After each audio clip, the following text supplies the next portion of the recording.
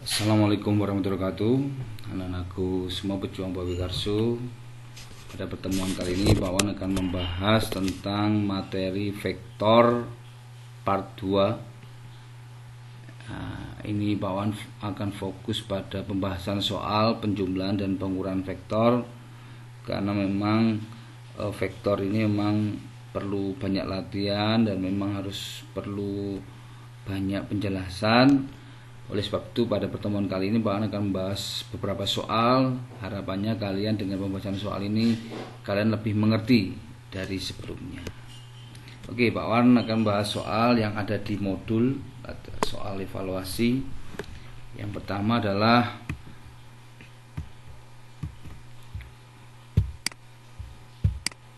soal nomor 1, yaitu jika besar vektor A 10 satuan membentuk sudut 60 derajat dengan sumbu X positif, maka besar vektor tersebut di dalam sumbu X dan sumbu Y adalah, maka kalau digambarkan seperti ini. Nah, ini 60 derajat di sumbu X-nya yang mendatar, sumbu Y-nya yang vertikal. Kalau besarnya 10, maka untuk yang sumbu X adalah 10 cos 60. Ya, berarti 10 kali setengah. 10 kali setengah berarti 5. Ya. Kemudian yang Y berarti sinus 10 sin 60, yaitu 10 kali setengah akar 3 ya. 10 kali setengah akar 3 menjadi 5 akar 3. Sehingga jawabannya adalah 5 dan 5 akar 3, yaitu D. Itu yang nomor 1.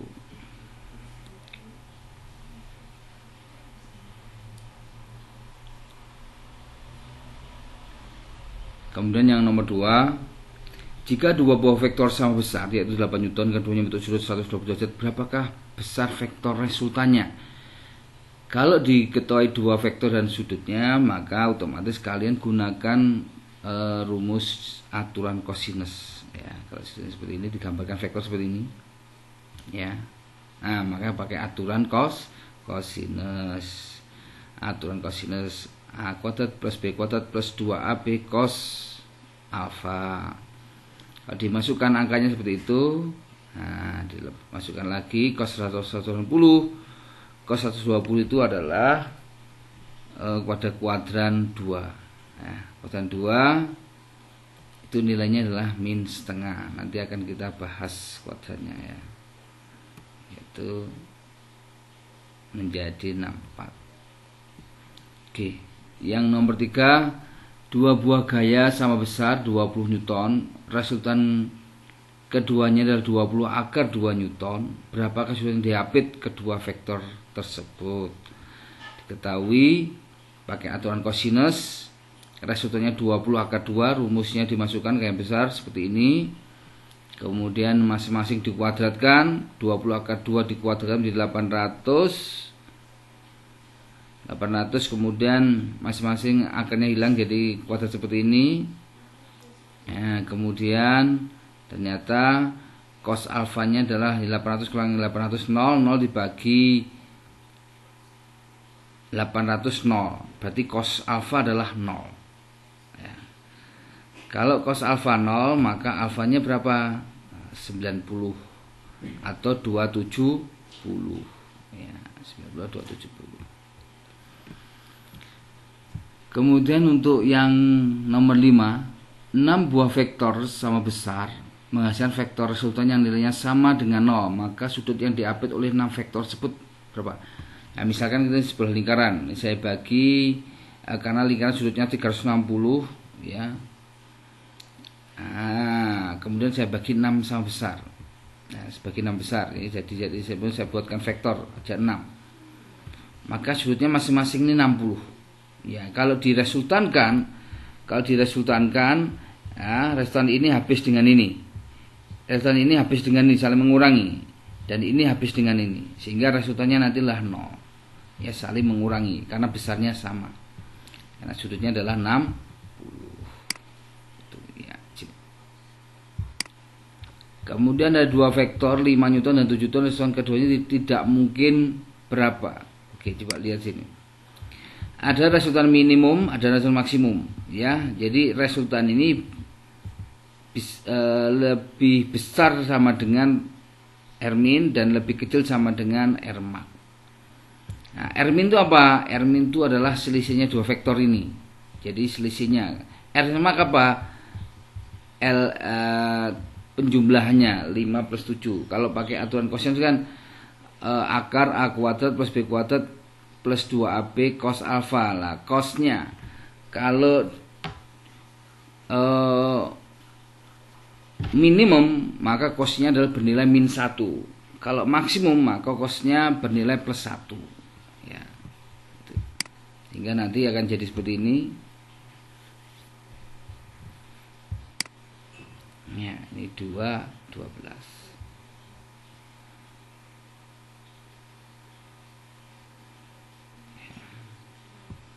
Itu berarti tidak mungkin angka itu lebih kecil dari 2 atau lebih besar dari 12, ya. Maka yang tidak mungkin adalah E,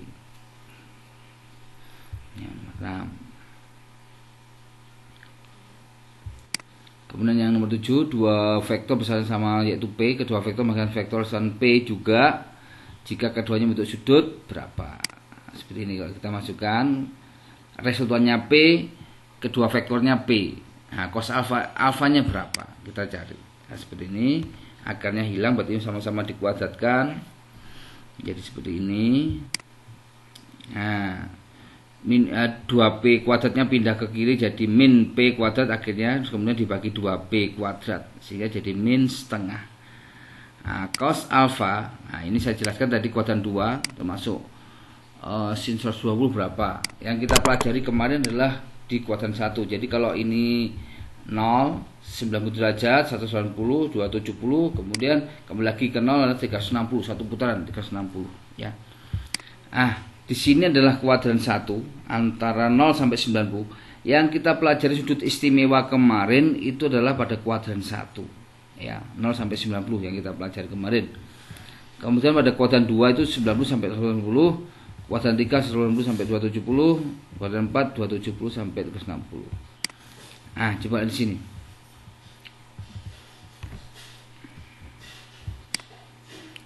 Kalau pada 0 sampai 90 nilai sinus, kosinus dan tangen semua positif, bernilai positif, tidak ada yang negatif. Ya, tidak ada yang negatif. Nilainya alfa kemarin sin 30 berapa, 0 berapa, 45 berapa, 37 berapa, 53 berapa lah. Ini di kuadran 1 semua tangen kosin bernilai positif. Kemudian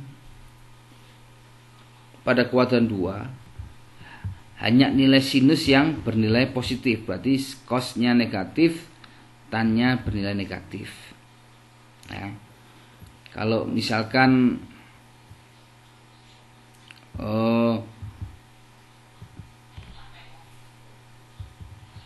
kalau kosinus sinus 30 misalnya, itu sama aja dengan sinus 180 min 30. Berarti sama dengan sinus 150, ya, sama dengan sinus 150. Ya, berarti kalau sinus 150 bersama dengan sin 30 berarti setengah. Kalau cos 30 sama dengan min cos 150. Nah, begitu ya. Sama dengan min cos 30.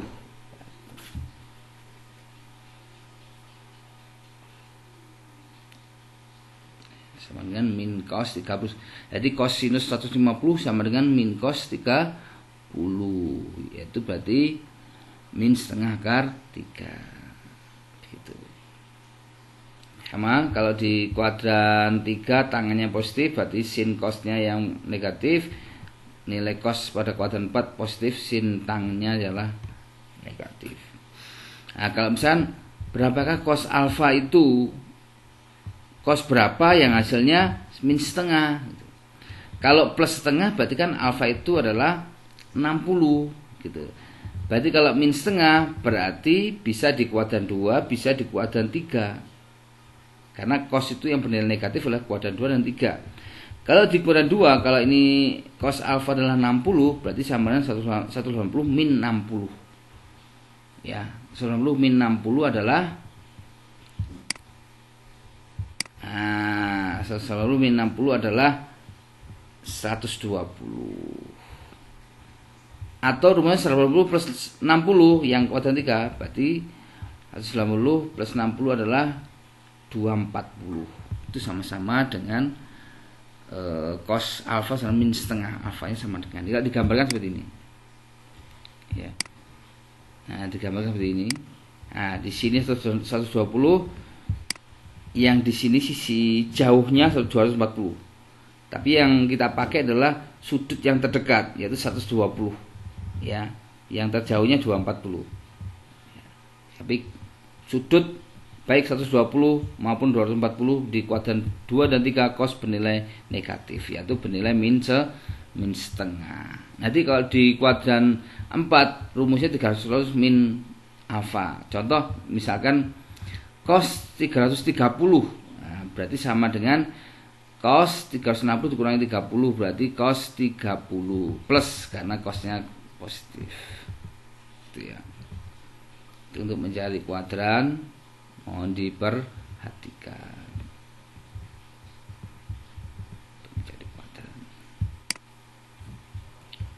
Kemudian resultan ketiga vektor di samping ini berapa? Nah, caranya kalau ada 3 vektor ini kita uraikan. Kita gambarkan. Yang pertama F1 dulu kita uraikan. Nah, di sini sumbu X Y-nya. Nah, di sini 4 cos 60. Cos 60 setengah berarti 2. Ya, setengah kali 4 kan 2. Kemudian di sini 4 sin 60 2 akar 3. Kemudian yang F2 4 Newton sudah berada di sumbu X, tidak perlu diuraikan. Yang diuraikan itu vektor yang di antara sumbu X dan Y, artinya bahwa vektor itu mempunyai komponen X dan Y. Nah, contoh F3 kita uraikan ya, kita uraikan yang biru ini sumbu X dan sumbu Y ya. Sumbu X nya adalah 4 Newton pada X positif, dan Y nya berarah negatif 4 akar 3. Nah, kita uraikan ini menjadi berapa vektor? 1, 2, 3, 4, 5. Ada 5 vektor. Dari 3 vektor menjadi 5 vektor. Kemudian yang searah dijumlah, yang berlawanan kita kurangi ya. Jadi kalau misalkan 4 ditambah 2 6, kemudian dikurangi 4 jadi 2. Resultan X-nya ada 2. Sama dengan ini Y-nya. Y-nya ke bawah 4 akar 3, ke atasnya 2 akar 3. Berarti 4 akar 3 dikurangi 2 akar 3. Berarti resultannya ke bawah 2 akar 3. Jadi ini resultannya Y dan ini resultannya X. Kemudian ini tegak lurus, maka menggunakan Pythagoras untuk mencari resultannya. Tegak lurus ya, Pythagoras jadi 4 Newton. Untuk mencari ini pakai Pythagoras.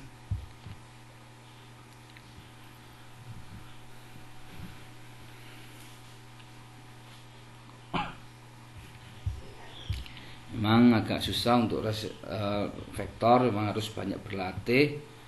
Termasuk tadi soal-soal yang sebelumnya untuk kuadran 2, 3, 4 bisa dipelajari pada pembahasan soal nomor 7 tadi ya.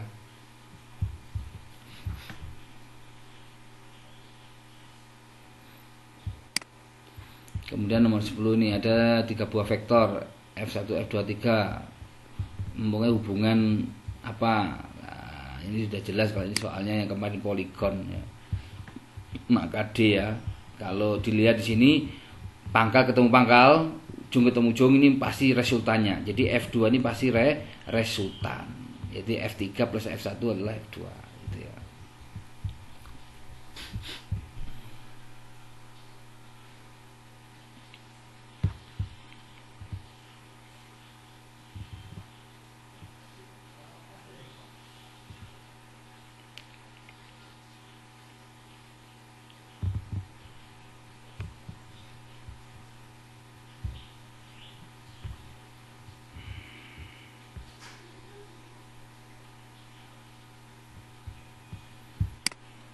Nomor 11. Di sini pada detik ke-1 T1 kedudukan 1 titik pada lintasan dapat dinyatakan dengan R1 3I 4J. Ini arah vektor 3i itu artinya 3 ke arah X dan J arah Y gitu ya. Kemudian sini artinya seperti ini. Jadi ini kalau dibuat koordinat jadi 3,4 R1. Kemudian ke titik T2 kedudukannya 5i min 2J, berarti X nya 5, Y nya min 2. Jadi kalau dibuatkan seperti ini. Nah, seperti ini.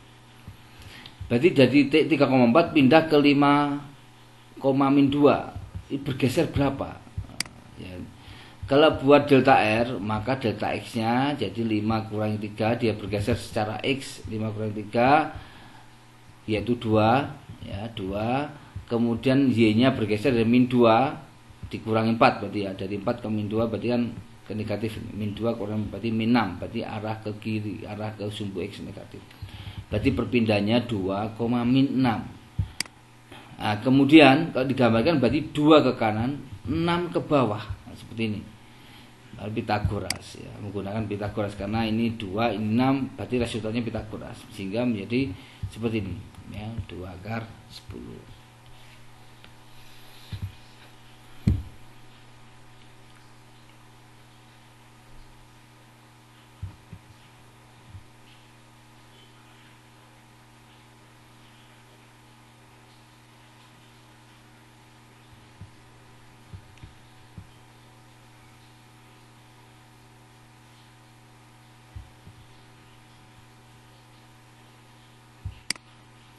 Ya, nomor 12, dua buah perahu A dan B bergerak kecepatan 5 dan 7 meter per sekon kecepatan menuju sudut 60, tentukan resultan. Jadi pakai aturan kosinus. Ya, pakai aturan kosinus. Tinggal masukkan saja.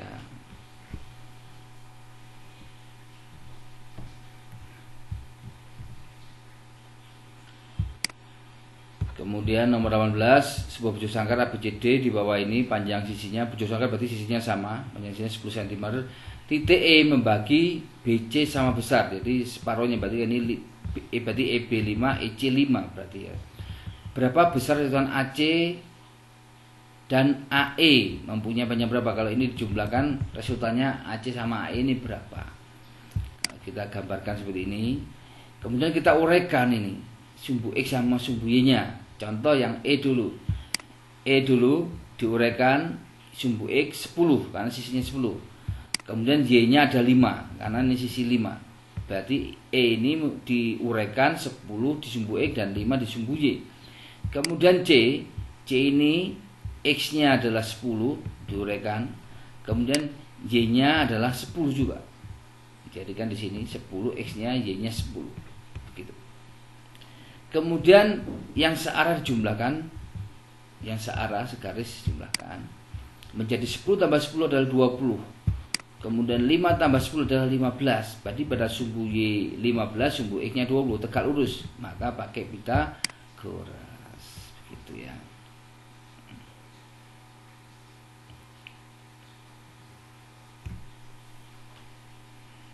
Yaitu yang D itu artinya 25 akar 2. E nya 25 ya, berarti E.